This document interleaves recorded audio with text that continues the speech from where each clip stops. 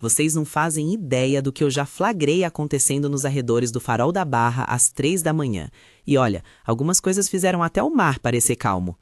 E aí, galera, antes de eu contar as histórias mais insanas que aconteceram nos meus 5 anos trabalhando como segurança do Farol da Barra em Salvador, bora fazer aquele pacto. Se inscreve no canal agora, deixa aquele like bem dado e ative o sininho, porque eu garanto que essa história vai te fazer questionar tudo o que você acha que sabe sobre pontos turísticos à noite.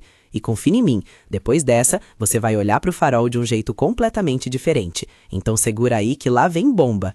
Beleza, vamos começar do começo. Meu nome é Rafael, tenho 35 anos, sou soteropolitano raiz, cresci na Barra mesmo, bem pertinho do farol. Trabalhei a maior parte da minha vida adulta como segurança. Já passei por shopping, condomínio de rico, festa de Réveillon, mas nada, absolutamente nada, me preparou para o que eu ia ver quando aceitei o trampo de vigia noturno do Farol da Barra.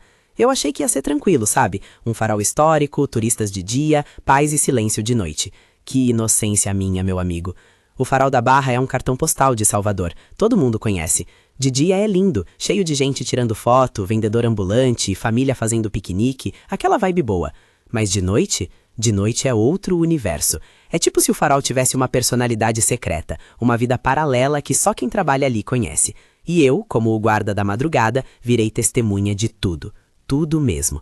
Meu turno começava às 10 da noite e ia até às 6 da manhã. As primeiras semanas foram normais. Eu fazia a ronda, conferia se estava tudo fechado, espantava um ou outro casal que tentava pular o muro para ficar ali dentro. E era basicamente isso. Mas aí veio aquela noite de lua cheia em março, faz uns 3 anos, que mudou tudo. Eu estava fazendo a ronda de meia-noite quando escutei uns barulhos estranhos vindo da parte de trás do farol, perto das pedras. Pensei que fosse cachorro, gato, sei lá. Mas quando me aproximei com a lanterna, o que eu vi não era animal não, meu povo. Era um casal. E não era só um casal conversando romanticamente, não. Eles estavam, digamos que, aproveitando a vista de uma forma bem íntima, se é que vocês me entendem. Eu dei aquela pigarreada clássica, fiz barulho de propósito, e os dois se assustaram tanto que o cara quase caiu das pedras. A mulher começou a rir nervosamente enquanto tentava se arrumar, e o cara, vermelho até a raiz do cabelo, começou a se explicar. "Moço, desculpa, a gente não sabia que tinha alguém aqui." Eu respondi, tentando manter a seriedade. "Pois é, agora sabe. E aqui não é motel não, viu? Tem câmera apontada para esse lado." Menti, não tinha câmera ali, mas funcionou. Eles saíram correndo, e eu fiquei ali pensando. Se isso aconteceu na minha 3ª semana, o que mais vem por aí? A resposta veio rápido. Na semana seguinte, flagrei outro casal. E na outra semana, mais um. E mais outro.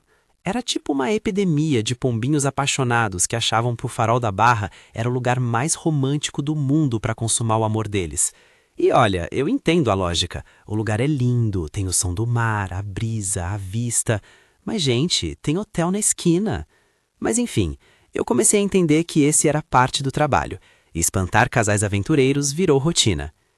Mas o negócio ficou mais interessante quando eu comecei a perceber padrões. Tinha os clientes fixos, aqueles que apareciam toda semana, mesmo dia, mesmo horário. Tipo o casal que eu apelidei de os executivos. Eles vinham toda quinta-feira, por volta da 1 da manhã, sempre muito bem vestidos. Ela de salto alto, ele de terno. Claramente não eram casados um com o outro, porque uma vez eu escutei sem querer ela falando ao telefone. "Amor, vou trabalhar até tarde hoje." "Ah tá, trabalhar, entendi." Eu fingia que não via, eles mantinham a discrição e a vida seguia. Tinha também o poeta, um cara de uns 40 e poucos anos que vinha sozinho, sentava nas pedras com o violão e ficava horas tocando e cantando. No começo eu achei suspeito, fiquei de olho achando que ele estava planejando roubar alguma coisa. Mas não, o cara só queria um lugar tranquilo para fazer música. Uma noite eu cheguei perto e puxei conversa. Ele me contou que era compositor, que tinha perdido a esposa há 2 anos e que vir ali tocar era a terapia dele. A música que ele estava compondo era para ela. Cara, quase chorei ali. Depois disso, sempre que ele aparecia, eu deixava ele em paz. Às vezes até levava um café para ele. Mas nem tudo era fofo e poético, não. Teve uma noite que eu flagrei um grupo de universitários tentando entrar no farol para fazer um ritual. Sim, um ritual. Eles tinham velas, incenso, um livro antigo e estavam vestidos com umas capas pretas. Quando eu perguntei o que diabos eles estavam fazendo, um deles, todo sério, respondeu: "Estamos invocando as energias do mar para aprovar nosso TCC." Gente, eu não sabia se ria ou se chamava a polícia. Mandei eles embora, claro, mas confesso que achei criativo. Desesperados, mas criativos. Outra noite memorável foi quando apareceu uma mulher sozinha, chorando sentada nas pedras. Era quase 2 da manhã e ela estava ali, olhando para o mar, lágrimas descendo. Eu fiquei preocupado, achei que ela podia fazer alguma besteira. Me aproximei devagar e perguntei se ela estava bem. Ela olhou para mim, meio assustada, e disse: "Desculpa, eu só precisava de um lugar para pensar." Eu sentei do lado dela, respeitando a distância, e perguntei se ela queria conversar. Ela hesitou, mas acabou desabafando.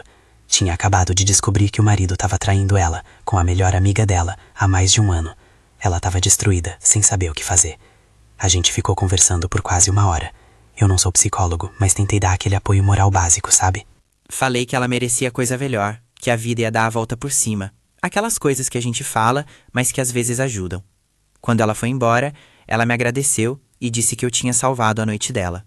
Nunca mais vi ela, mas espero que esteja bem.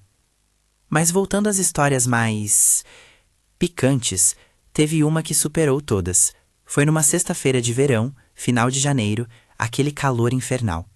Eu estava fazendo a ronda quando vi 2 carros parados no estacionamento com os vidros embaçados. Pensei, lá vem mais casais. Mas quando me aproximei do primeiro carro, percebi que tinha mais gente lá dentro. Tipo, muita gente. Eu bati na janela, o vidro desceu e tinha 4 pessoas lá dentro. 4. 2 casais. Mas não estavam separados, não. Estavam todos, digamos que muito íntimos um do outro. A mulher que estava dirigindo, sem vergonha nenhuma, me olhou e falou: "Oi, guarda, tudo bem? A gente já tá indo embora." Eu, sem saber o que dizer, só respondi: "Pois é, melhor ir mesmo." Mas o segundo carro era ainda mais interessante. Tinha 3 pessoas, e quando eu bati no vidro, eles se assustaram tanto que um deles deu um grito. Era um casal e mais uma mulher. E antes que vocês pensem o que estão pensando, vou logo contar. A terceira pessoa era uma amiga que estava dando apoio moral pro casal que estava tentando apimentar o relacionamento. Juro que foi isso que eles me explicaram. A amiga estava lá, tipo, personal de relacionamento, dando dicas e incentivando. Eu fingi que acreditei, pedi para eles irem embora e fui direto pro café precisando de algo forte para processar aquilo. Com o tempo, eu comecei a desenvolver um 6º sentido. Eu consegui identificar de longe o que estava rolando. Tinha o casal nervoso, aquele que olha para o lado toda hora com medo de ser pego, geralmente eram os infiéis. Tinha o casal jovem, aquele primeiro amor, todo desajeitado e apressado. Tinha o casal veterano, aquele que já estava junto há anos e estava tentando reavivar a chama em lugares diferentes. E tinha os grupos alternativos, aqueles que fugiam de qualquer padrão e que sempre me surpreendiam. Mas o mais engraçado era a variedade de desculpas. Teve gente que disse que estava fazendo yoga. E yoga? Às 3 da manhã, atrás do farol, sem roupa. Teve gente que disse que estava procurando o celular que tinha caído. Teve até um cara que jurou que estava fazendo uma pesquisa científica sobre o comportamento das ondas à noite. Eu já vi tanta criatividade em desculpa que podia escrever um livro. Mas nem tudo era sobre casais se pegando, viu? Tinha também os esquisitões que apareciam de madrugada. Tipo, o cara que vinha pescar. Sim, pescar. Ele chegava com vara, balde, isca, o kit completo. Eu perguntei uma vez se ele pescava alguma coisa e ele respondeu: "Não muita coisa, mas não é sobre o peixe, é sobre a paz." Respeitei. Tinha também o grupo de praticantes de Tai Chi Chuan que aparecia às 5 da manhã, bem no final do meu turno. Eram 6 senhores, todos acima de 60 anos, fazendo aqueles movimentos lentos e coordenados. No começo achei estranho, mas depois virou parte da paisagem. Eles sempre me cumprimentavam educadamente e seguiam com os exercícios. E tinha o pessoal do surf, que começava a chegar por volta das 5h30.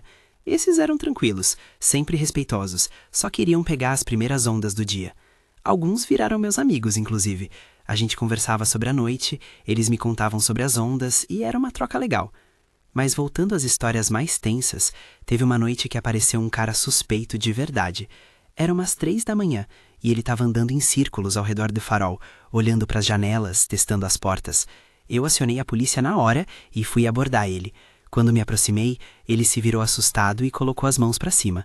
Eu perguntei o que ele estava fazendo e ele disse que era historiador e estava fazendo uma pesquisa sobre o farol. Às 3 da manhã, sozinho. Suspeito, né?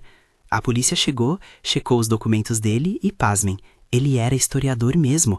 estava fazendo um doutorado sobre faróis brasileiros e queria ver a estrutura à noite, mas mesmo assim a polícia pediu para ele voltar de dia com autorização oficial.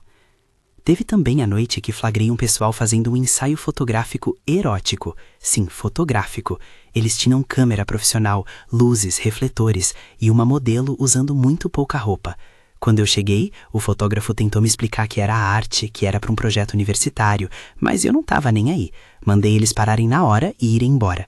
A modelo ficou brava, disse que eu estava reprimindo a expressão artística, e eu respondi, pode expressar, mas não aqui, não agora. Eles foram embora reclamando.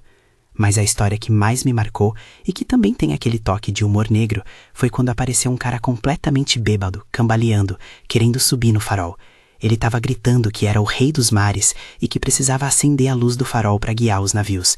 Eu tentei acalmar ele, mas o cara estava impossível. Chamei a polícia e quando eles chegaram, descobrimos que ele era um capitão de navio aposentado que estava em depressão. Ele tinha bebido demais, entrou em crise existencial e resolveu reviver os tempos de glória. A polícia levou ele para o hospital e dias depois ele voltou, sóbrio, para me agradecer por ter impedido ele de fazer besteira.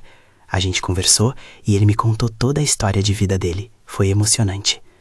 Com o tempo, eu percebi que meu trabalho não era só vigiar o farol. Era meio que ser guardião das histórias das pessoas. Cada um que aparecia ali de madrugada estava vivendo algo. Fosse amor, traição, busca por paz, crise existencial, aventura ou simplesmente curtição. E eu era a testemunha silenciosa de tudo isso. Aprendi também a não julgar. No começo, eu ficava indignado com os casais que vinham trair os parceiros, com a galera fazendo putaria em lugar público, com os esquisitos fazendo ritual.